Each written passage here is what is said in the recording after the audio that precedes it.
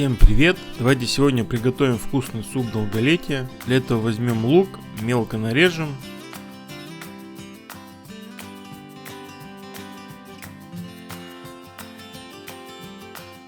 Возьмем кабачок, нарежем крупными кубиками.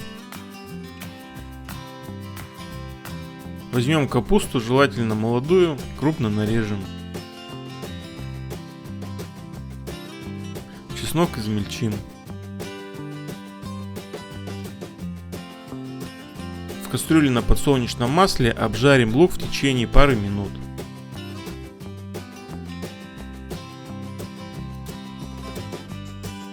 Далее добавим чеснок и обжарим в течение минуты.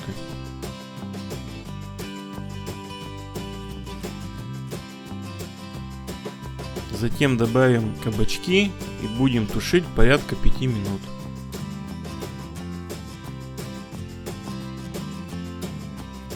В конце добавим капусту, добавим воды и отварим в течение 10 минут. Через 10 минут добавим зеленый горошек, у меня это консервы, можно добавить свежий, довести до кипения. Блендером измельчить суп до однородной массы. Такой суп очень полезный для кишечника. Суп очень приятный на вкус, при этом в нем нет вредных продуктов. Добавим соль по вкусу, суп готов. Кому понравился рецепт, ставьте лайк, подписывайтесь на канал Рецепты на выбор, делитесь с друзьями в социальных сетях, нажимайте на колокольчик. Всем пока, до новых встреч!